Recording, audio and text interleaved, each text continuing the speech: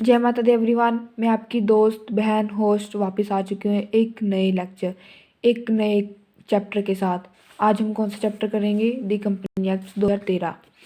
तो मेरे को तो बहुत खुशी है। अच्छा, मैंने ना आपसे एक बात करनी थी भी। मैंने ना यूट्यूब वैसे स्टार्ट किया था, मतलब मैं अपनी रिवीजन के लिए, जस्ट मैं रियलिटी बताती हूँ, पर मेरे को रिस्पॉन्स बहुत अच्छा मिला, तो I will continue this series. मतलब कोई व्यू आना है, बट मैं अपनी सीरीज़ कंटिन्यू रखूँगी। जिन्होंने देखनी मेरी सीरीज़ प्लीज़ देखिए, आपकी बहुत हेल्पफुल होगा आपको, और एज वेल मेरी भी रिवीजन होगी। तो स्टार्ट करते हैं हम चैप्टर दी कंपनी एक्ट 2013। ये तो देखिए सारा मतलब आई वर्ड व्यू है, मतलब भी चैप्टर में हमने पढ़ना क्या है। तो इसको तो अभी हम नहीं देखेंगे, हम स्टार्ट करेंगे अपनी स्टार्टिंग से। तो स्टार्टिंग से हिस्ट्री देखते, इतनी इम्पोर्टेंट नहीं है, पर we will see every overview of the chapter summary. तो देखिए, it is a old act, मतलब 2013 में आया है, पर इससे पहले भी इसके मिलते जुलते एक्ट आए थे। जैसे कि पहले एक्ट का नाम क्या था? दी इंडियन कंपनी एक्ट, पर अब एक्ट का नाम क्या है? दी कंपनी एक्ट क्या है? 1882 में, फिर इसको अमेंडमेंट करके 1913 में आया था। देन जो आज हम कंपनी एक्ट पढ़ते हैं उसमें कौन सा मिक्सचर है? दी कंपनी एक्ट 1956 एंड 2013। उसके बाद अमेंडमेंट आई थी 15 में, 17 में, सॉरी 17 में, 19 में, 20 में, पर इट इज़ मेन एक्ट, तो इसका कोई ज़्यादा गोल नहीं है। वो एक एक स्टैट्यूट मतलब एक्ट में आई होगी, तो इट इज़ नॉट इम्पॉर्टेंट।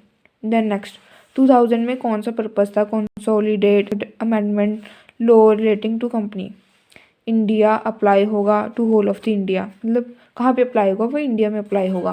तो देखते हैं आगे काम क्या है। Consolidate and amend the law relating to the company, मतलब जितनी भी कंपनियां हैं देखते हैं, अच्छे से देखेंगे। देखिए, कंपनी एंड लॉ रिलेटिंग, किसके रिलेटिंग? कंपनीज के रिलेटिंग। हम उसको कंसोलिडेट एंड अमेंड, अमेंड का मतलब होता है चेंज, और कंसोलिडेट बनाना।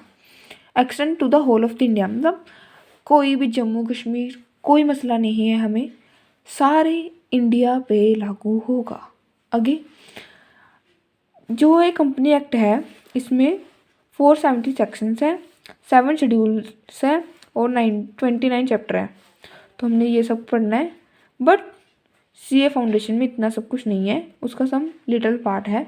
बाकी हमने इंटर में फुल फ्लेज कंपनी एक्ट पढ़नी है।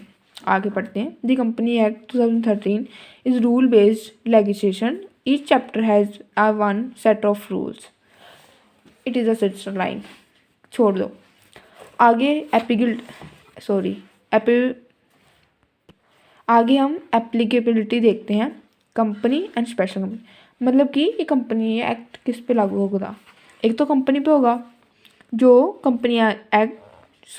जो कंपनी एक्ट में रजिस्टर है, ठीक है, उसको हम क्या करेंगे? Register company. What section 220, section 2 close 20 which is register or incorporated under this act, mean India में कोई कंपनी रजिस्टर और इनकॉर्पोरेटेड है तो ऑटोमेटिकली उसके ऊपर कंपनी एक्ट लागू होगा। देन और under any previous act of company law, जैसे कि अगर हमने पहले ही वाले देखे थे ना, यू क्यों देखे थे, इसके लिए देखिए कंपनी लॉ 1956 एंड अर्लियर। अगर देखिए कितनी कंपनियां पुरानी है इंडिया में, वो किसके अंडर लागू इनकॉर्पोरेटेड हुई होगी इसके अंदर, तो इसके ऊपर भी ये वाला एक्ट लागू होता है। ओके, आगे मतलब इनको छोड़ के और भी कंपनी, जैसे स्पेशल कंपनी, ये हमें याद रखना है। इंश्योरेंस, बैंकिंग, इलेक्ट्रिसिटी, जैसे इंश्योरेंस एक्ट, उन पे तो एक्ट स्टार्ट होता है। Insurance act, banking regulation act, electricity act, any other company register under any act. कोई भी कंपनी किसी और एक्ट पर रजिस्टर हुआ है तो उस पर कंपनी एक्ट लागू होगा। कब तक?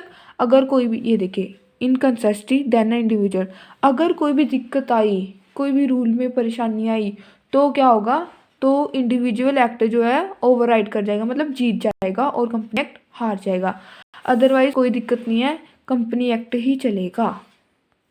आगे देखते हैं इनकॉर्पोरेटेड रजिस्टर ROC मतलब रजिस्ट्रार ऑफ कंपनी।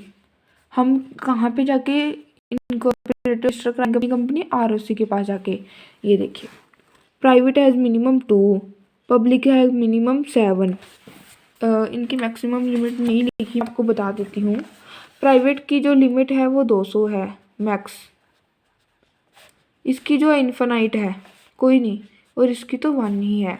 ऑफिस का मतलब होता है 1 person company, public company, private company. Okay, आगे company ROC natural person, artificial person. जो कंपनी है वो it is a not a natural person, it is an artificial person who is invisible and intangible in nature, मतलब हम ना उसको देख सकते हैं और ना छू सकते हैं। देखिए, प्रमोटर कौन होता है? जो कंपनी को स्टार्टिंग से रजिस्टर करने लेके जाते हैं ROC के पास, जैसे कि फिजिक्स वाला के कौन है? अलक पांडे। वो डॉक्यूमेंट देंगे, कौन सा? Memorandum of association. किसको? ROC को। फिर वो subscriber and board of director choose करेंगे। बोर्ड ऑफ डायरेक्टर कौन होते हैं? मैनेजमेंट एंड सब्सक्राइबर, जो जिन्होंने उनके शेयर सब्सक्राइब किए हुए हैं। What is a company? As पर section 220 Section 2 Clause 20, a company is incorporated or registered under this Act 2030 और any other previous act। जो हमने पीछे जो भी समझा वही इस स्टेटमेंट में है, मतलब कि जो कंपनी इस एक्ट और एनी प्रीवियस एक्ट और एनी अदर कंपनी लॉ के अंदर बनी हुई है वो क्या कंपनी है। अब 2 बंदों की हम देखेंगे definitions. Justice Marsons and professor Henry. Incorporated association which is an artificial person created by law, intangible and tangible, who is an separate legal identity, मतलब जो जिसने कंपनी बनाई है, कंपनी और कंपनी दोनों अलग अलग पर्सनस हैं। It is N perpetual succession, मतलब लोग आते रहेंगे जाते रहेंगे पर company for ever. Common seal, इसके अलग साइन होते हैं, उसको हम कहते हैं common seal. A company possesses power property statuted in their character, name, means, memorandum of association, MOA, AOA, article of association, मतलब कि जितनी भी पावर उनको उनके मेमोरेंडम और एसोसिएशन दी है उसके अंदर वो कोई भी प्रॉपर्टी खरीद सकते हैं, पावर ले सकते हैं, पर it is can decided only by MOA and AOA।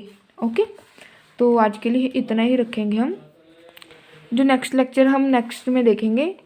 आज के लिए इतना ही बस। जय माता दी। होप मैनिफेस्ट करते हैं ये जो हमारा अटैम्प्ट है पहली बार में क्लियर हो, और किसी का अगर सेकंड अटैम्प्ट है तो भी क्लियर हो। मैनिफेस्ट करना है बस। ये अटैम्प्ट हमारा आखिरी अटैम्प्ट और फर्स्ट अटैम्प्ट होगा। पूरी मेहनत के साथ हमने देना है। We will win. Thank you.